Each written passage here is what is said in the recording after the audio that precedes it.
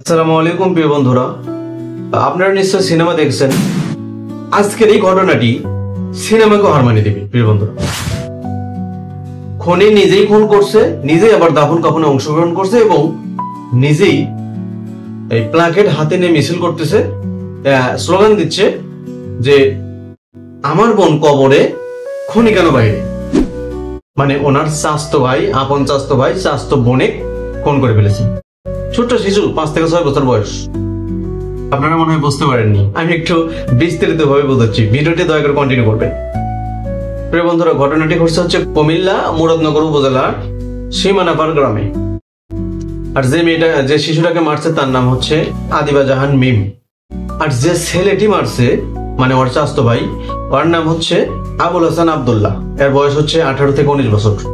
এখন ঘটনাটি কি নিয়ে আমি একটু বলি। এই আব্দুল্লাহ ওনার চাচার কাছে এই হচ্ছে ব্যবসার জন্য কিছু টাকা চাইছিল, কিন্তু সে টাকা দিতে অস্বীকার করলে তখন তার হচ্ছে ওই মেয়ে অর্থাৎ তার চাস্তো বোনে মারার মানে মেরে ফেলার একটা প্ল্যান তৈরি করে ফেলে। মানে রাগে তার চাস্তো বোনে মেরে ফেলার একটা প্ল্যান তৈরি করে ফেলে সে। এবং 24 অক্টোবর বিকেলে হঠাৎ করে মিম উধাও।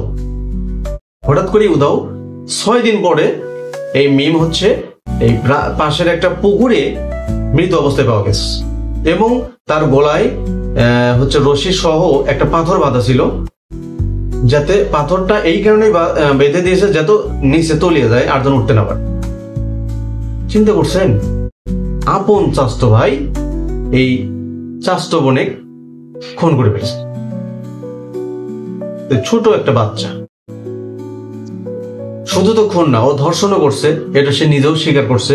আচ্ছা যাই হোক, সে আবার কি করছে, এই এলাকাবাসী যখন তাকে দাফন কাফন করছে, সাথে লাগে ও করছে, করার পরে সে নিজে মানববন্ধন করছে। মানববন্ধনে এই প্লাকেট হাতে নিয়ে সে নিজে স্লোগান দিচ্ছে যে আমার বোন কবরে, খুনি কেন বাইরে। কেমন বাটপার চিন্তা করছেন। তো তারপরে পুলিশ তাকে হচ্ছে গ্রেপ্তার করছে। এখন আরেকটা বিষয়, এখানে পুলিশ গ্রেপ্তার করলে কিভাবে, পুলিশ জানলো কিভাবে যে সে খুনি।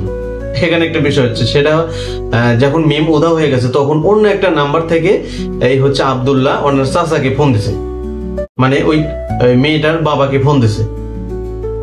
ফোন দিয়ে বলছে যে আপনার মেয়ে যদি নিতে চান তাহলে 6 লক্ষ টাকা লাগবে, মুক্তিপণ, অর্থাৎ মুক্তিপণ চাইছে 6 লক্ষ টাকা। এই যে নাম্বার থেকে ফোন দিছে না, অন্য একটা নাম্বার থেকে ফোন দিছে, এই নাম্বারে গ্লু ধরে এই হচ্ছে পুলিশ তদন্ত করছে।